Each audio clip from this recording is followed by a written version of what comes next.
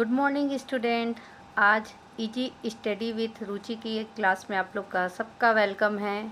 हम लोग आज पढ़ेंगे व्यष्टि और समष्टि अर्थशास्त्र में अंतर।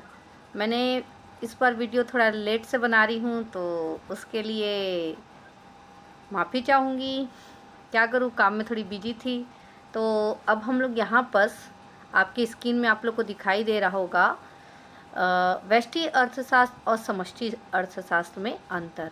देखो बच्चों, ये जो क्वेश्चन है ना, मोस्ट इम्पॉर्टेंट क्वेश्चन। अक्सर एग्जाम में ना या तो व्यष्टि अर्थशास्त्र पूछ दिया जाता है या तो समष्टि अर्थशास्त्र पूछ दिया जाता है। इसी कारण यहाँ पर मैंने सोचा व्यष्टि एवं समष्टि में अंतर को आपके सामने डील किया जाए। तो जब कभी अंतर आता है, हम एक प्रारूप में अगर आंसर को लिखते हैं ना, तो हमको सामने वाला जो टीचर है वो बोलता है कि वाह कितना बढ़िया बच्चे ने प्रारूप में लिखा है। तो अगर आप लोग को ये प्रारूप में लिखते हो ना तो बहुत ही अच्छा है और आपके लिए बेहतरीन है। तो मैंने यहाँ जैसा प्रारूप आपको बनाकर दिया है व्यष्टि और समष्टि अर्थशास्त्र में अंतर, आप इस प्रकार 4 कॉलम बना लीजिए।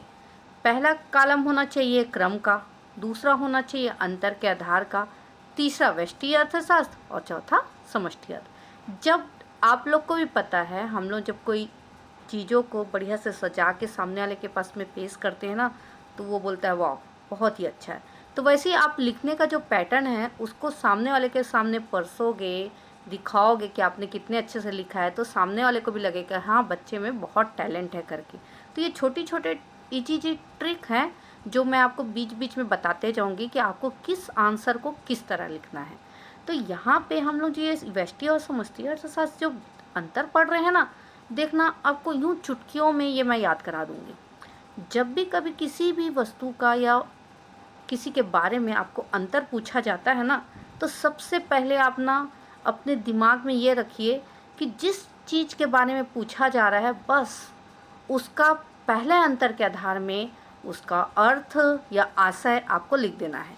जैसे मैंने यहाँ पर आशय लिख कर रखा है, तो आशय लिख कर रखा है। तो व्यष्टि अर्थशास्त्र क्या होता है? व्यष्टि अर्थशास्त्र जो मेरे शब्दों में, सरल शब्दों में जो है, व्यष्टि अर्थशास्त्र में व्यक्तिगत इकाइयों का अध्ययन किया जाता है। किसका अध्ययन किया जाता है? व्यक्तिगत इकाइयों का। तो हम लोग ऐसा लिख सकते हैं कि जिसमें व्यष्टि अर्थशास्त्र होता है उसमें व्यक्तिगत इकाइयों का अध्ययन किया जाता है। वैसे आप देखो समष्टि अर्थशास्त्र से आशय, समष्टि अर्थशास्त्र में संपूर्ण अर्थव्यवस्था का अध्ययन किया जाता है। मैंने आप लोगों को बताया है कि अर्थव्यवस्था क्या होता है। अर्थव्यवस्था मतलब वह साधन जहाँ से हम धन कमाते हैं, रोजगार प्राप्त करते हैं। अर्थव्यवस्था जहाँ से हम अपने लिए धन की व्यवस्था करते हैं, और ये किससे होगा? रोजगार से या नौकरी से। तो अर्थव्यवस्था वह जगह होती है जहाँ से हमें रोजगार मिलता है। तो ये व्यष्टि अर्थशास्त्र है ना, इसमें छोटी छोटी आर्थिक इकाइयों का अध्ययन किया जाता है, टुकड़ों टुकड़ों में अध्ययन किया जाता है, ठीक है। और समष्टि में क्या किया जाता है? संपूर्ण अर्थव्यवस्था की इकाइयों का अध्ययन किया जाता है। तो आप ये चीज़ याद रखिएगा कि व्यष्टि में छोटे छोटे टुकड़ों का अध्ययन किया गया और समष्टि में संपूर्ण अर्थव्यवस्था का अध्ययन किया गया। अब देखिए, मैंने यहाँ पर आपको और बहुत अच्छा ये एक्सप्लेन किया है कि अंतर के आधार में आप देख सकते हो अन्य नाम। तो आप व्यष्टि अर्थशास्त्र को, ये जो व्यष्टि अर्थशास्त्र है ना, इसको कीमत का सिद्धांत भी बोला जाता है। क्यों कीमत का सिद्धांत बोला जाता है? क्योंकि इसमें प्रत्येक इकाई का अध्ययन किया जाता है। अब एक इकाई का अध्ययन करेंगे, वो एक वस्तु के बारे में जानेंगे तब तो उसका कीमत तय कर पाएंगे ना। समूह के बारे में जानेंगे तो कैसे कीमत तय करेंगे? इसीलिए इसे कीमत सिद्धांत के नाम से भी जाना जाता है। किसे जाना जाता है? व्यष्टि अर्थशास्त्र का एक अन्य नाम यह है कि इसे कीमत सिद्धांत के नाम से जाना जाता है। आप समष्टि में जाते हैं तो समष्टि अर्थशास्त्र को किस नाम से जाना जाता है? तो समष्टि अर्थशास्त्र को आय व रोजगार सिद्धांत के नाम से जाना जाता है। तो आय व रोजगार का सिद्धांत क्यों बोला जाता है इसको?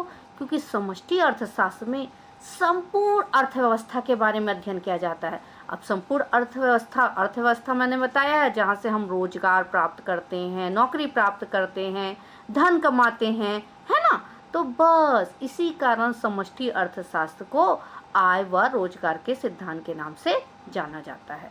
अब आप इसमें थर्ड में आइए। थर्ड अंतर, उपयोगिता।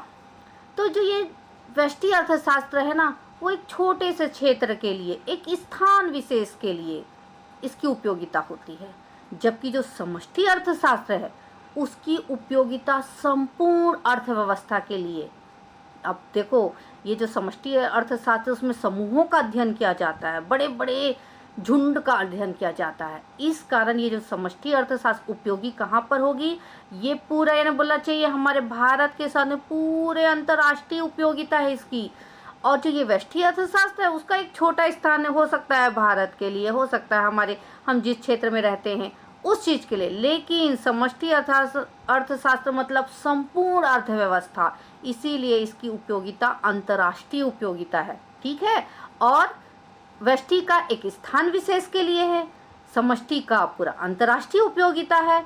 वैसे ही अब फोर्थ पॉइंट में आते हैं, फोर्थ अंतर में आते हैं, तो योग की तोड़ने व जोड़ने की प्रक्रिया। अब योग की तोड़ने या जोड़ने, तो आपको समझ आ गया होगा, योग को तोड़ने मतलब ये व्यष्टि अर्थशास्त्र है, इसमें किसी भी चीज़ों को टुकड़ों में तोड़ तोड़ के अध्ययन किया जाता है, यानी उसको थोड़ा थोड़ा थोड़ा थोड़ा, है ना। और समष्टि अर्थशास्त्र में क्या रहता है, ये जो थोड़े थोड़े योग रहते हैं उसको हम जोड़ देते हैं, मतलब संपूर्ण का अध्ययन करते हैं। तो संपूर्ण के अध्ययन के लिए ये छोटे छोटे टुकड़ों को जोड़ना पड़ेगा ना, तो इसीलिए बोला जाता है कि व्यष्टि अर्थशास्त्र योग को तोड़ने की प्रक्रिया है और समष्टि अर्थशास्त्र योग को जोड़ने की प्रक्रिया अपनाई जाती है। अब देखो पांचवा अंतर में आप देखोगे समस्याओं का स्तर। अब व्यष्टि अर्थशास्त्र हमने अभी बताया कि स्थान विशेष के लिए उपयोगी होता है, तो इसमें जो समस्या है वो व्यक्तिगत समस्या है ना, ये सब का अध्ययन किया जाता है। इसमें एक व्यक्ति का अध्ययन किया जाता है, इस कारण एक व्यक्ति की समस्या का अध्ययन किया जाता है, एक इकाई की समस्या का अध्ययन किया जाता है।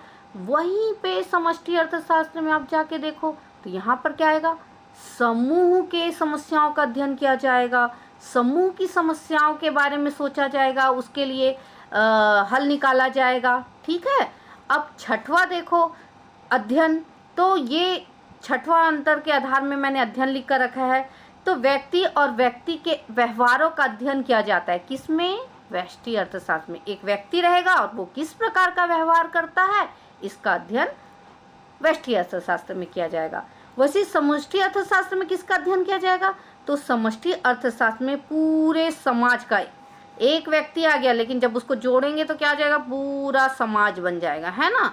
तो जब समष्टि अर्थशास्त्र में हम किसी विषय लेंगे या अध्ययन का बिंदु लेंगे तो संपूर्ण समाज को लेंगे, संपूर्ण उसके व्यवहार को लेंगे। यानी व्यष्टि अर्थशास्त्र में छोटे छोटे टुकड़े या एक व्यक्ति को लिए और समष्टि में क्या लिए, पूरा संपूर्ण को ले लिए। तो ये चीज़ आपको याद रखना है कि व्यष्टि अर्थशास्त्र मतलब टुकड़ों में अध्ययन करना, एक व्यक्ति का अध्ययन करना, और समष्टि अर्थशास्त्र मतलब समूहों का अध्ययन करना।